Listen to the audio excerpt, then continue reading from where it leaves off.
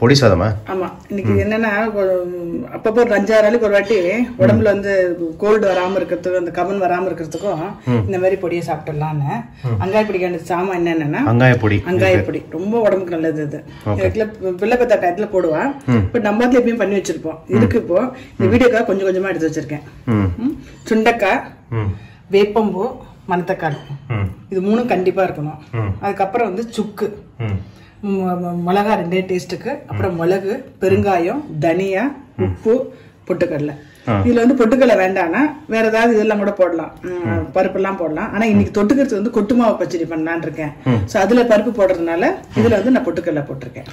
Okay. இப்ப இதுல வந்து இப்ப இந்த இதுக்கு என்னென்ன ப்ரொபோர்ஷன்? இந்த பொட்டுக்கடலைக்கும் இந்த சுண்ட வத்தலுக்கும் எல்லாமே ஈக்குவலா எடுத்துக்கலாம். எல்லாமே ஈக்குவலா எடுத்துக்கலாம். ஈக்குவலா எடுத்துருக்கேன். என்னன்னா 1 ஸ்பூன் சுண்டக்காய், 1 ஸ்பூன் மணத்தக்காளி, 1 ஸ்பூன் வேப்பம்பூ, 1 ஸ்பூன் மிளகு, பொட்டுக்கடலை 1 ஸ்பூன், தனியா 1 ஸ்பூன், சுக்கு 1 ஸ்பூன், அப்புறம் வந்து மிளகா, உப்பு, எல்லாமே ஈக்குவல் ப்ரொபோர்ஷன் எடுத்துட்டா போதும். இது வந்து பத்திய பொடின்னு சொல்லுவாங்கல்ல? பத்திய பொடின்னு சொல்லுவாங்க, அங்காய பொடின்னு சொல்லுவாங்க. இந்த பத்திய பொடி வந்து மசமா இல்லாதவாலும் சாப்பிடலாம், நார்மலா எல்லாருமே சாப்பிடலாம். இது ஒண்ணு ரொம்ப சிம்பிள் வேற தான். அது இது எல்லாத்தையும் நல்லா சிவப்பா வறுக்கணும். எண்ணெய் விடக்கூடாது, எண்ணெய் விடாம வறுக்கணும். எல்லாத்தையும் வறுத்துட்டு பொடி பண்ணணும். இது வந்து சூடா சாதம் போட்டு நெய் விட்டு சாப்பிட்டா இல்ல நல்லெண்ணெய் விட்டு சாப்பிட்டா சூப்பர், நல்லா இருக்கும்.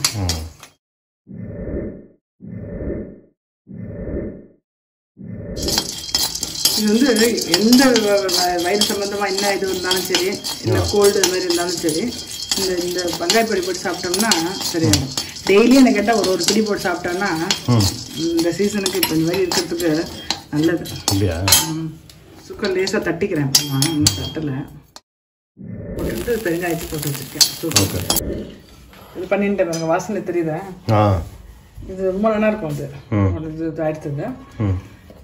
இப்போ வந்து அடுத்தது வந்து இதுக்கு காம்பினேஷன் எது நல்லா இருக்கும் அப்படின்னா கொட்டு மாவு பச்சடின்னு சொல்லுவா. கொட்டு மாவு பச்சடி. ஆமா, சூப்பர். இது ரொம்ப பண்ண மாட்டேன், அடிக்கடி பண்ண மாட்டேன், பேர் பண்ணுவது. இந்த அங்காய பொடிக்கு இது சூப்பரா இருக்கும். சப்போஸ் பருப்பொடி போட்டு இது நல்லா இல்லை அப்படின்னு தோணிதுன்னா மிளகு பொடி பண்ணிக்கோங்க. மிளகு ஜீரகம் போட்டு பொடி பண்ணிட்டு அந்த சாத்துக்கு வந்து இந்த இது ரொம்ப நல்லா இருக்கும் இந்த பச்சடி. இது எப்படின்னா எல்லா பருப்புமே சேம் அளவு.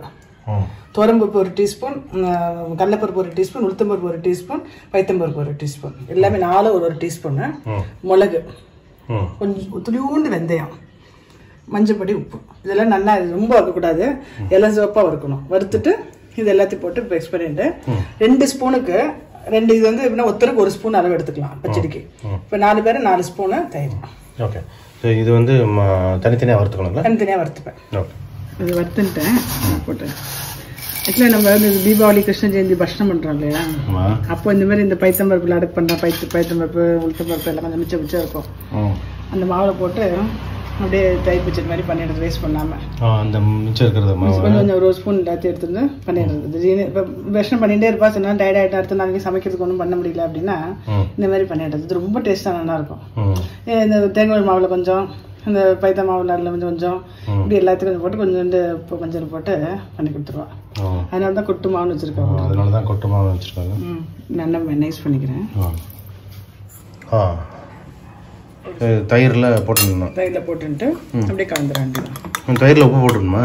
வேணா, இதுலேயே உப்பு போட்டு தான் அரைச்சிருக்கோம். நம்ம உப்பு மிளகுலாம் அரைச்சிருக்கோம் இல்லையா, வெறும் தயிரில் போட்டு கடுகும் ஒரே 1 மிளகா இல்லை பச்சை மிளகா இல்லைன்னா ரெட் சில்லி அதை போட வேண்டியது. போட்டு கலந்து இந்த அங்காய பொடிக்கும், அங்காய பொடியில பருப்பே இல்லை இல்லையா, இதுல பருப்பு போட்டுருக்கும் போது டேஸ்டா இருக்கும். சாப்பிட கொஞ்சம் தயிர் கலந்துக்கிறேன்.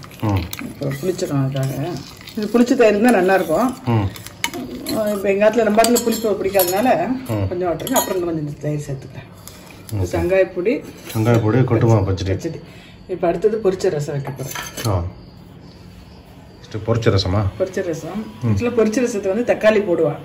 தக்காளி இருந்தா தக்காளி போடலாம், தக்காளி இல்லைன்னா எலுமிச்சை லாஸ்ட்ல பொழியலாம். ரெண்டுமே இல்லைன்னா இதுல வந்து இப்போ வந்து பருப்பு கரைச்சி வச்சுருக்கேன். தோரம் பருப்பை வேக வச்சு கொஞ்சமா ஒரு கைப்பிடி அளவு தோரம் பருப்பு வேக வச்சு நல்லா குழைச்சி வச்சுருக்கேன். இதுல வந்து என்ன பண்ணா கொஞ்சம் புளி ஜலமா விடணும். புளி அப்படியே போடக்கூடாது, கொஞ்சம் புளி ஜலம் விட்டுட்டு கொதிக்க வைக்கணும். இது அப்படியே கொதிச்சுட்டு இருக்கிற டயத்துல நம்ம என்ன பண்ணணும், எப்படி இது பொடி என்னன்னா எல்லாமே 1 ஸ்பூன். அது அப்படின்னா கடலைப்பருப்பு 1 டீஸ்பூன், உளுத்தம்பருப்பு 1 டீஸ்பூன், மிளகு 1 டீஸ்பூன், ஒரே ஒரு மிளகா, வறுத்துட்டு அரைக்கும் போது ஒரு ஸ்பூன் ஜீரகத்தையும் போட்டு அரைக்கணும். இதை அரைச்சிக்கணுமா? அரைச்சிக்கணும். இதில் வெறும் இந்த பருப்பு ஜலத்தில் வெறும் உப்பு தான் போட்டிருக்கேன். அது கொதிச்சுட்டு இருக்கட்டும். இதை அரைச்சிட்டு அதை போட்டுறேன். பொரிச்ச ரசம் ரெடி. சூப்பர். நீ வந்து கன்ஃபியூஸ் ஆக வேண்டாம். சில பேர் என்ன மாமி ஒண்ணுமே தக்காளி எதுவும் போடலையேன்னு எலுமிச்சம்பழம் இருக்கு அதான் விட்டுறேன் நான். நீங்க எலுமிச்சம்பழம் தக்காளி எதுவுமே வேண்டாம். அந்த பருப்பு ஜலத்துல துளியுண்டு அந்த புளி ஜலத்தை விட்டுட்டு கொதிக்க வச்சுட்டு இந்த வறுத்து போட்டா போதும். அதான் பொரிச்ச ரசம். வடை என்ன வடை இருக்கு? வடை இன்னைக்கு வாழைத்தண்டு வடை போடலாமா? வாழைத்தண்டு எடுத்து வச்சிருக்கேன் நானும். வாழைத்தண்டே போடலாமா? அப்படியா? ரெண்டு பேர் நல்லா வேவ்லெங்க் தெரிஞ்சிச்சு. வாழைத்தண்டு வடாமா அது? ஆமாம்.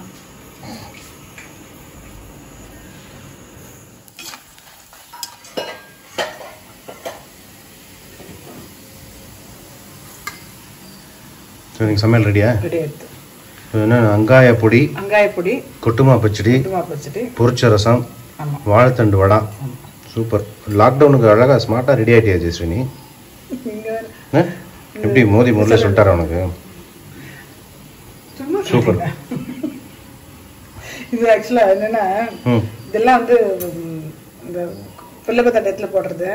இது மாதிரி பொடியெல்லாம் எப்பயுமே ஆற்றுல வந்து எப்பயுமே சாம்பார் படிச்சு வைக்கக்கூடாது. எல்லாமே கொஞ்சம் இதெல்லாம் இருக்கணும் ஆற்றுல. சாமான் வேணா அடுத்தது ஆட் பண்ணிட்டு அப்படியே மொத்தமாக லாஸ்ட் மினிட் வரைக்கும் வச்சுக்க கூடாது. அது மாதிரி இது எல்லாமே ஆற்றுல இருக்கிற சாமான் வச்சு பண்ணுறது தான்.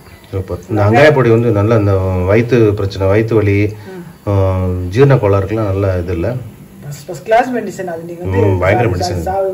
எப்பயாவது வயிற்றுல போய் டாக்டர்கிட்ட போகாமல் இது பொடி டெய்லி சாப்பிட்டோம்னா அந்த கேஸ்ட்ரிக் ப்ராப்ளம்ன்றதே வராது. ஹெல்த்துக்கு அவ்வளோ நல்லது. அது 2 வயசு குழந்தைலேருந்தே அது கொடுக்க ஆரம்பிக்கலாம். இந்த மாதிரி இந்த பொடி பண்ணி வச்சுட்டு குழந்தைய கொடுக்குறது கொஞ்சம் மிளகை கம்மி பண்ணிட்டு பண்ணி கொடுத்தோம்னா 80 வயசு பாட்டி வரைக்கும் சாப்பிடலாம். ஒன்றுமே பண்ணாது. சூப்பர்.